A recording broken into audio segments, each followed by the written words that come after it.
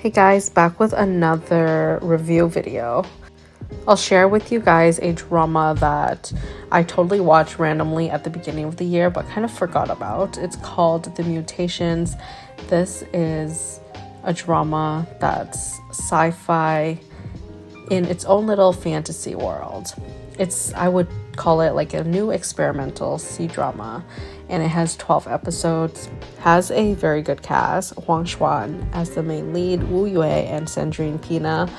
And we also have Wang Shengdi, aka the child prodigy from the Bad Kids.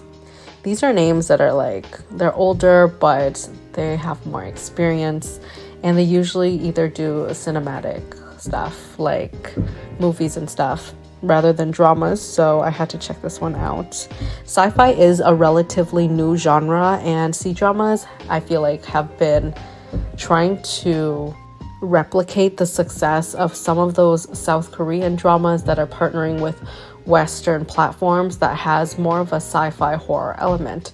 They're realizing that not everything has to be romance heavy for it to thrive.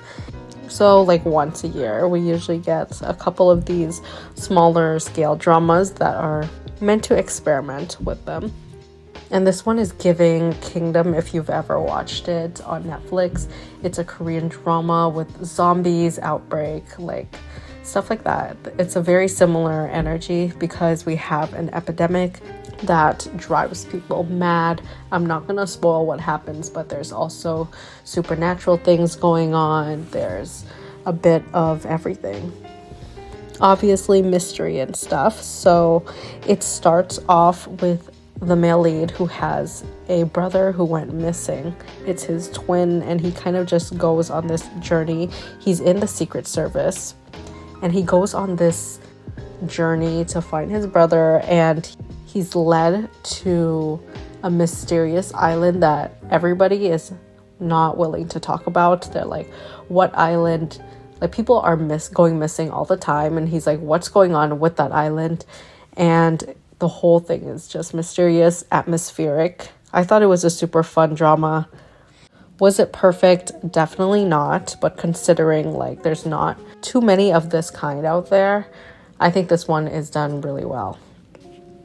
I would say this is more emotional, dramatic. If you like that darker, foreboding type of drama, this is for you. Lots of crazy character revelations, the male lead's inner turmoil. You see him start off full of determination, nothing in his mind. He's like, I have one duty, and that is I'm gonna find my brother. And it just spirals out of control. The things that he find out is crazy about this island. I love it. There's a lot more to the dynamic too. It's hard to talk about because I cannot spoil it. It's only 12 episodes. Just check it out yourself.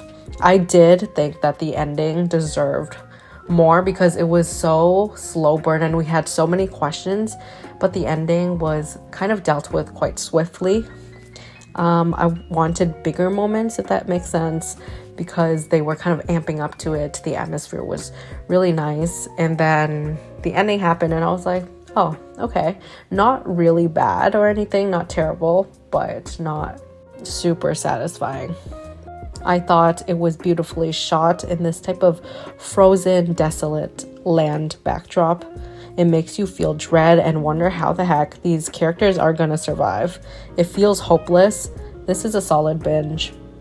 I wish the pacing was faster at the beginning and then evened out at the end so we get more plot twists and stuff. Either way, enjoyed it. I would give this a solid 7.5. If you're looking for something new, non-romantic. And the next drama is Fighting for Love. This one was so much fun at the beginning.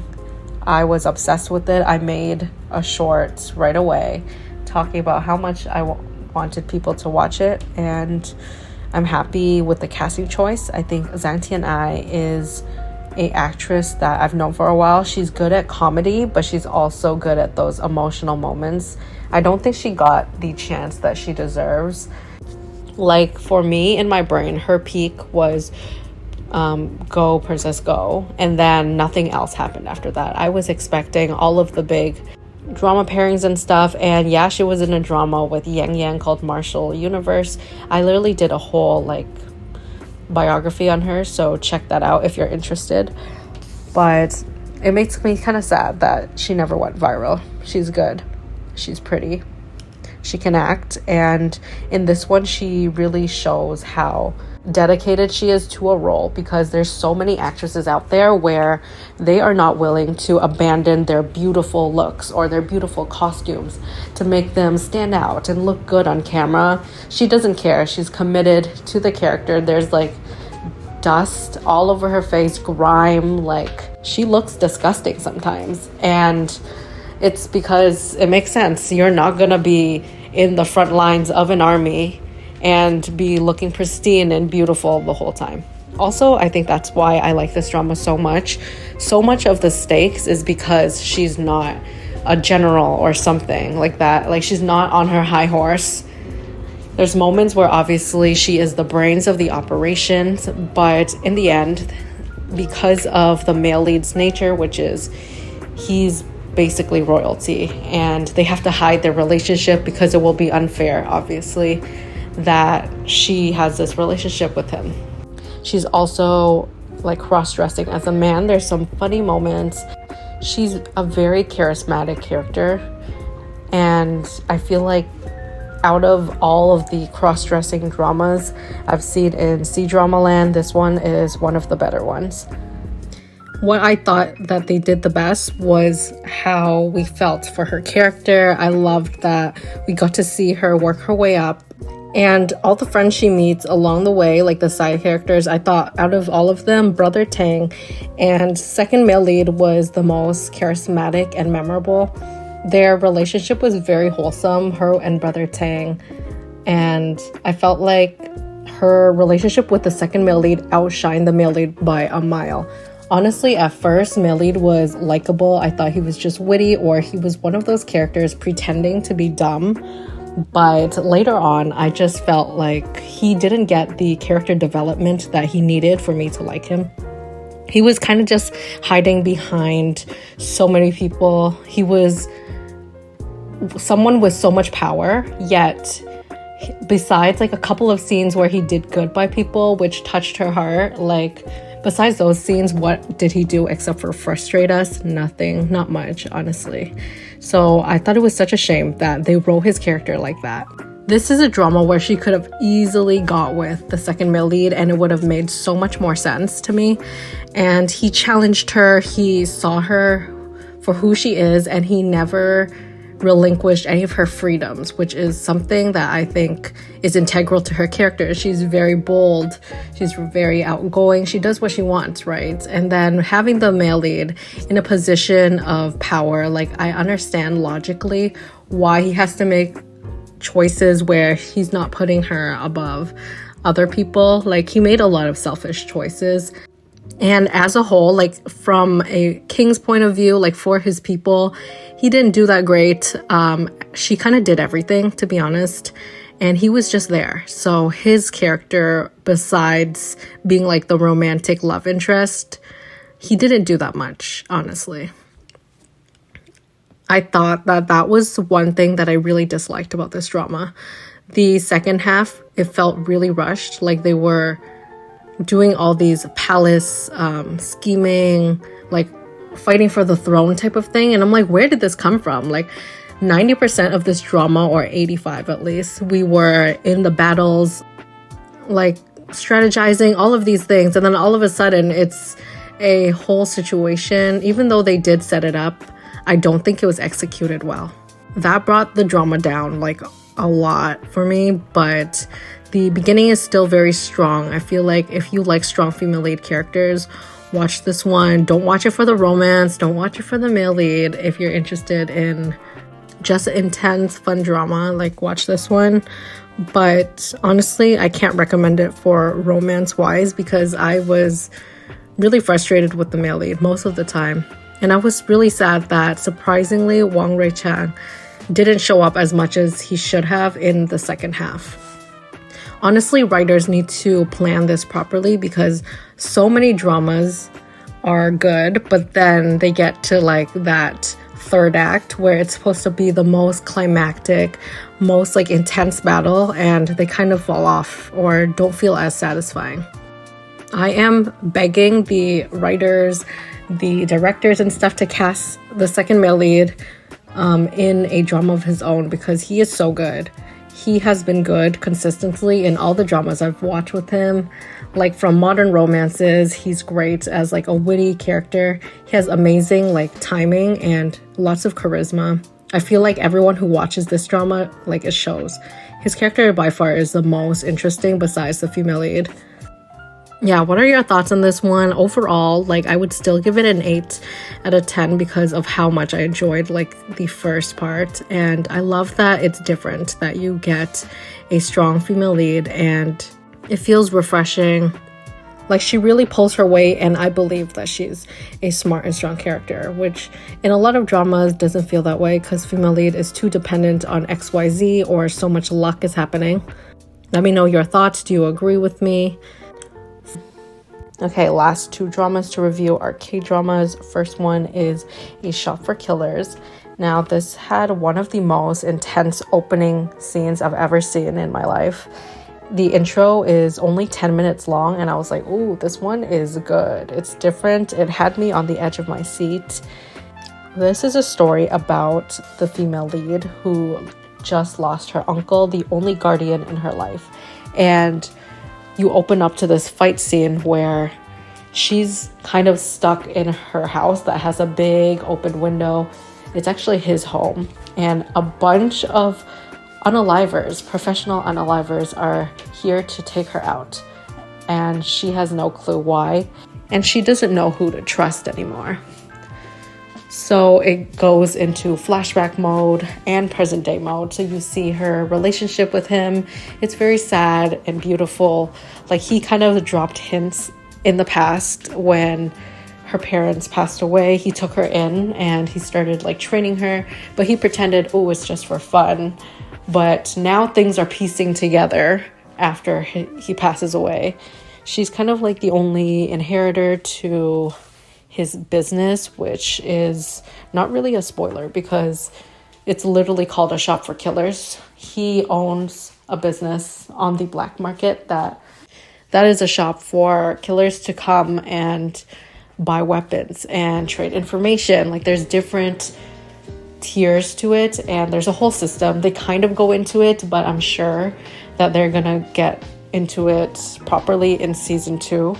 First season is, wow, pretty good. There's only just one episode that I thought was a little bit too long. It was a flashback moment, and I don't think we needed it since it's so short. And it's not like they split it into part 1, part 2. It's literally coming out like every single week. So there was no need for that one episode. Besides that, if you cut out that episode, everything else I was happy with. Lee Dong-wook, amazing. He is only here for the flashback moments, but such a good actor. I felt all the emotions, like he really cared for his niece. I just love seeing them hanging out, him trying to be normal. Just the everyday was really sweet. I was like, damn it, I really fell for this character, but knowing in the present day that he's gone is so sad. And then when the twist happened, I loved everything, but I feel like I caught on to the twist quite earlier on because there wasn't many options. I kind of figured it out before it happened, which kind of sucks, but still enjoyed how it all played out and the drama and stuff. I feel like I wanted more in terms of her in the present day, like running the business and stuff, but I guess we're gonna do that next season. Hopefully they do release it like next year. I just don't like waiting for shows for 2 years. I feel like after that, second season is not going to hit that hard. I wish they did something like Death's Game where they had season 1 and 2 filmed at the same time. It's basically one whole drama. They just split it into 2 pieces. They should have done it like that. Here, like 6 episodes, or 8 episodes. And then a couple months go by, 8 episodes. I feel like that would make it better because you're still anticipating it. A year is okay, but after I think a year and a half, like the excitement kind of dies down.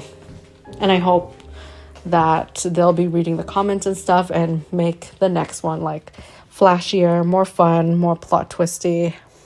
The female assassin, short hair woman, so cool.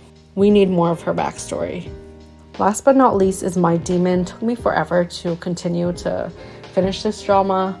Kim Yoo-jung and Song Kang right off the bat, like I feel like everybody loved them because of how beautiful they are.